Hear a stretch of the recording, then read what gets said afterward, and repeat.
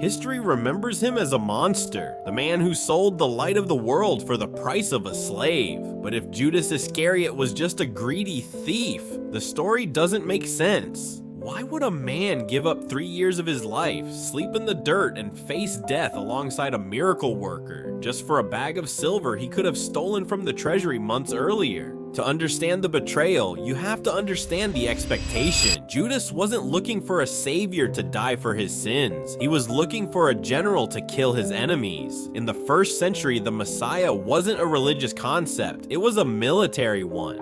And Judas was the only disciple from Judea, the heart of the rebellion. He was the professional among fishermen, and he was losing patience. The Judas paradox is this: you can be in the inner circle and still be miles away from the mission. While Peter was learning to walk on water, Judas was calculating the cost of a revolution that wasn't happening. He didn't want a king who washed feet. He wanted a king who broke bones. The betrayal wasn't born out of a love for money. It was born out of a hatred for the weakness he saw in Jesus.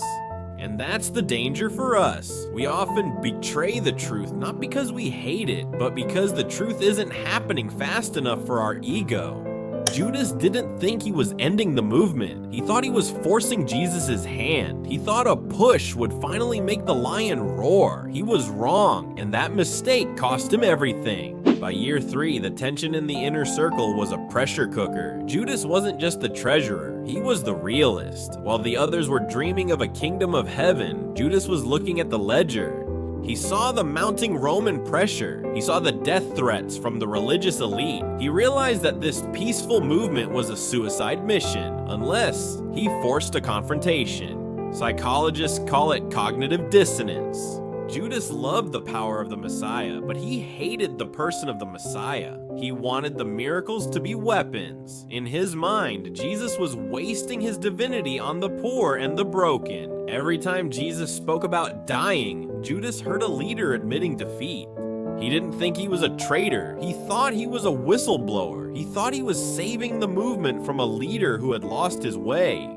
The breaking point wasn't the 30 pieces of silver, it was a dinner in Bethany. A woman pours an entire year's wages of perfume on Jesus' feet. Judas snaps. This could have been given to the poor, he says, but what he really meant was, this is a waste of resources for a war we are losing. He left that room and went straight to the authorities, not to kill his friend, but to trap him into finally fighting back. Gethsemane wasn't a battlefield, it was a garden of shadows. When Judas led the temple guard there, he wasn't looking for a fight, he was looking for a revelation. He approached Jesus and used the kiss. In that culture, it was the ultimate sign of student-to-teacher devotion. It was an act of intimacy used as a weapon of identification.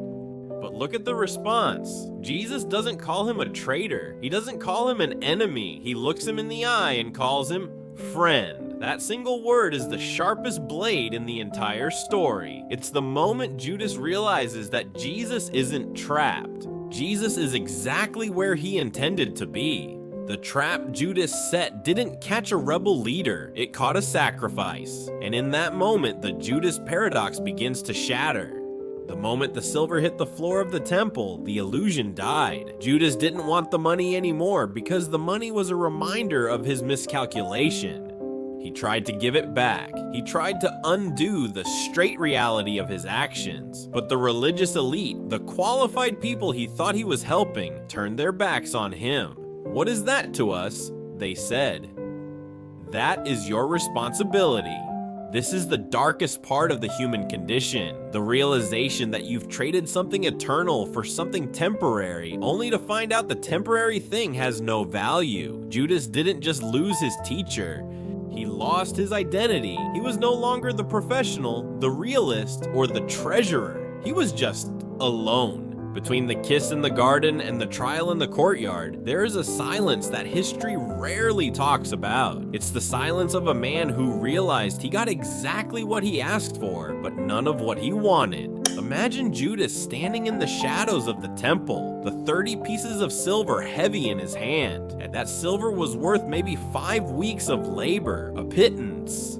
He didn't do it for the wealth. He did it for the leverage. He was waiting for the big moment. He was waiting for Jesus to finally call down the fire, to break the Roman chains, and to justify Judas's impatience. But as the hours ticked by, the news coming back from the high priest's house wasn't about a revolution. It was about a beating. It was about silence. It was about a king who refused to fight back. This is where the psychological collapse happens. Judas had built a version of Jesus in his head, a political hero, a powerful lion.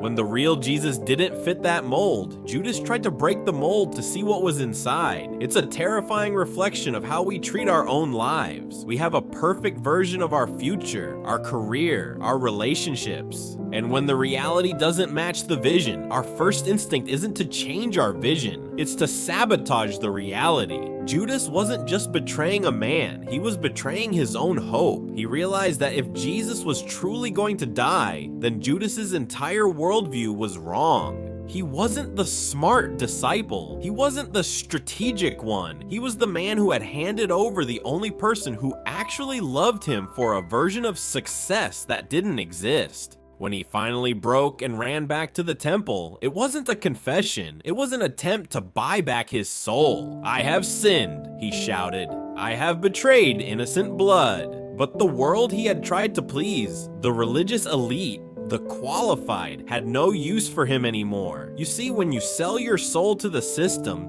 doesn't care about your regret. It only cares about the transaction. He was left with the silver and his own shadow, and that is the heaviest weight a human can carry. The coins weren't treasure anymore, they were anchors. Every clink on that stone floor was a nail in the coffin of his own ego. He had tried to play God, and he had failed. And unlike the others, he didn't think there was a way back from a failure that big. It is so easy to look at a story like Judas and feel a sense of distance. We tell ourselves we would never do that, but the truth is, we all have a price.